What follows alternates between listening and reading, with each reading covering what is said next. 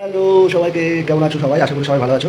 তো অনেকদিন পর আরেকটা নতুন রেসিপি মাথায় এসেছে, মানে নতুন না আরকি, নতুন ট্রাই করবো আমি। সেটা মাথায় এসেছে। তো সেই রেসিপিটার নাম হচ্ছে চিকেন ভর্তা। ঠিক আছে? তো চেষ্টা করি দেখি কেমন হয় এবং তোমাদের সাথে শেয়ার করি। ভালো লাগলে অবশ্যই লাইক কমেন্ট করবে। চলো দেখা যাক চিকেন ভর্তার জন্য কী ইনগ্রিডিয়েন্ট লাগে আরকি। চিকেন ভর্তার জন্য লাগছে হচ্ছে আমি এখানে মোটামুটি 1 কেজির মতন সলিড চিকেন মানে বডি পিস নিয়ে নিয়েছি। ঠিক আছে? এখানে সমস্ত রকমের মসলা আছে, যা প্রয়োজন আছে। আর এখানে হচ্ছে পেঁয়াজ বাটা, টমেটো বাটা, এটা হচ্ছে রসুন বাটা, এটা হচ্ছে লঙ্কা বাটা, আর এটা হচ্ছে আদা বাটা। তার সাথে লাগবে হচ্ছে কাজু বাদাম, চারমগজ আর কিছু গোটা গরম মশলা। চিকেনগুলোকে আমাদের বয়েল করতে হবে, তার জন্য আমরা প্রেশার কুকারে কিছুটা জল দিয়ে দিয়েছি আর গ্যাসের ওভেনটা জ্বালিয়েও দিয়েছি। আর সেই জলের মধ্যে এই যে গোটা গরম মশলাগুলো রয়েছে সেগুলো দিয়ে দেবো, তার সাথে আর চিকেনটা দিয়ে দেবো।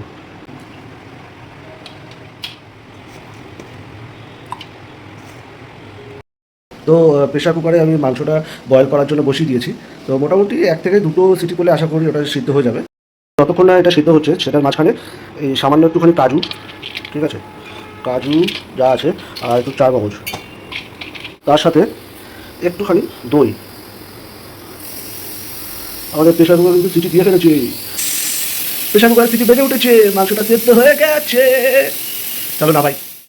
আর চারমগজ আর টক দইয়ের পেস্ট কিন্তু সুন্দর করে পেস্ট হয়ে গেছে, বেশ একটা ক্রিমি টেক্সচার আসছে। চিকেনগুলোকে আস্তে আস্তে এরকম তুলে জলটা আস্তে আস্তে হাতে দিয়ে এইভাবে তুলে রাখতে হবে।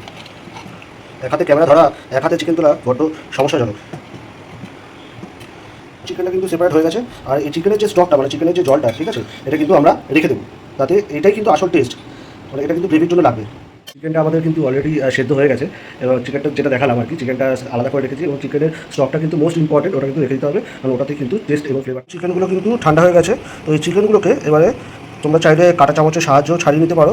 আমি এদিকে হাতের সাহায্যেই ছাড়িয়ে নিচ্ছি, কারণ খুব মিহি করলে অতটা ভালো লাগে না, একটু মোটা মোটা থাকলে ব্যাপারটা ভালো লাগে। আর অবশ্যই কিন্তু হাতটা কিন্তু ধুয়ে নেবে, আমি কিন্তু অবশ্যই হাতটা ধুয়ে নিয়েছি, কারণ হাইজিনটা সবচেয়ে বড় ব্যাপার।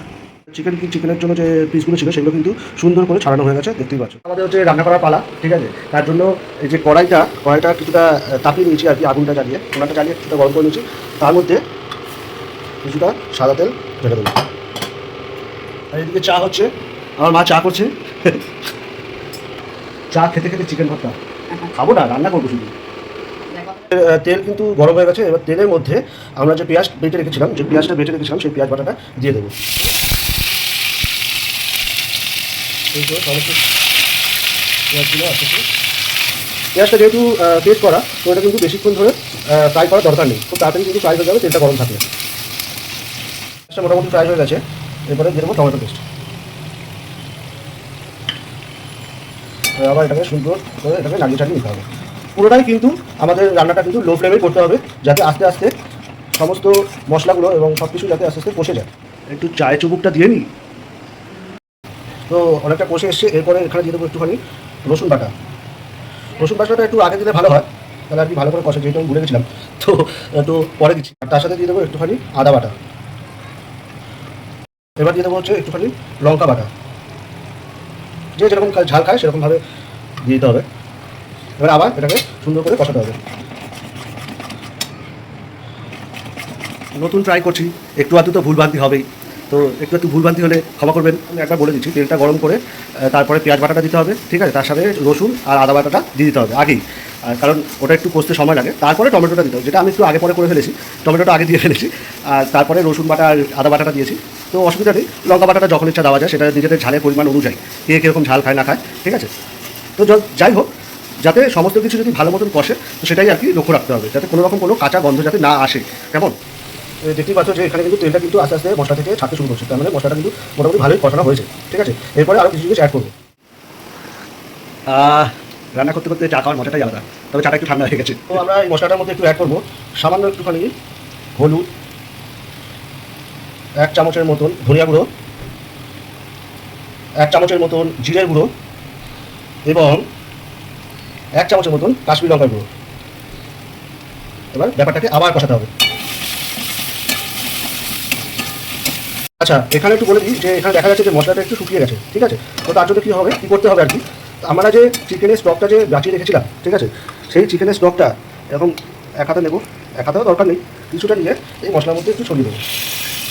এবার মশলা কিন্তু আবার শুকাবো, এটা নিজেদের পরিমাণের উপরে, যে যদি মনে হয় যে মশলাটা শুকিয়ে যাচ্ছে, তখন কী করবে, যে চিকেনের যে স্টকটা মানে চিকেনের যে জলটা আর কি, সেটা একটু দিয়ে দিয়ে মশলাটাকে কষাতে থাকতে হবে। কেমন মেন ইনগ্রিডিয়েন্ট যেটা মানে যত রান্না আছে মানে পৃথিবীতে প্রত্যেক কটায় লাগে, সেটাই আমি বলি এখন বলতে, সেটাই আমি বলছি, সেটা হচ্ছে লবণ। লবণটা পরিমাণ মতন এখন ছড়িয়ে দিতে হবে। আমাদের কিন্তু মশলাটা সুন্দর করে কষেও গেছে এবং এর কিন্তু তেলটাও কিন্তু ছেড়ে এসছে। এবারে এর মধ্যে কী করতে হবে, এর মধ্যে চিকেনগুলোকে দিয়ে দিতে হবে, হাত দিয়ে এরকমভাবে ছড়িয়ে দিচ্ছি।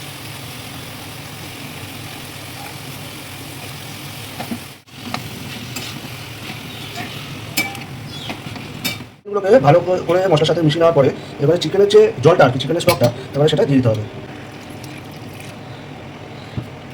মোটামুটি অল্প অল্প করে দিয়ে চিকেনটাকে নাড়িয়ে রাখতে হবে।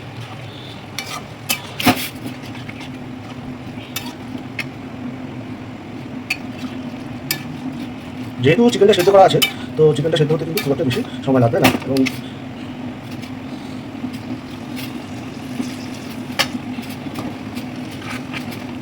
অন্যদিকে 3টে ডিম সিদ্ধ বসিয়েছি, এটারও কাজ আছে, সেটা আমি পরে বলে দিচ্ছি। চিকেন ভর্তা ন্যাচারালি সাধারণত খুব ঝোল ঝোল হয় না, একটু মাখা মাখা হয়। তো আমি এখানে যেহেতু স্টকটা একটু বেশি দিয়েছি, আস্তে আস্তে করতে করতে ব্যাপারটা একটু টেনে যাবে। তো এর মধ্যে দিতে হবে এবার কাজু, চারমগজ আর সাথে একটু টক দই যে পেস্টটা করেছিলাম সেটা কিন্তু দিয়ে দিতে হবে। যেহেতু আমি ক্যামেরা ধরে আছি, আমি দিতে পারছি না, তাই এই যে এটি দিয়ে দিল, মা দিয়ে দিয়েছে আর কি। যেটা মেন ইনগ্রিডিয়েন্ট সেটা হলো এই যে ফ্রেশ ক্রিম, ঠিক আছে? ব্র্যান্ড প্রমোশন করবো না, আমাদের কিন্তু টাকা পয়সা দেয় না, ঠিক আছে? ফ্রেশ ক্রিম কিন্তু ইউজ করবো, যেটা তোমরা যে ব্র্যান্ডেরই নাও সেটা ভালো হয়। ফ্রেশ ক্রিম, এই ফ্রেশ ক্রিম কিন্তু এটা কিন্তু মাস্ট, এটা কিন্তু দিতেই হবে, ঠিক আছে? এটা কিন্তু আসল ব্যাপার। পরিমাণ মতন নিজেরা নিজেদের মতো পরিমাণ বুঝে ফ্রেশ ক্রিমটা মানে ক্রিমটা আর কি দেবে। এরপরে একটু বাটার, ব্যাস একটু দাও, ব্যাস ব্যাস আর দিতে হবে। কালারটা কিন্তু অসাধারণ এসেছে। ভর্তার যে থিকনেসটা দরকার হয় সেই থিকনেসটাও কিন্তু সুন্দর এসেছে।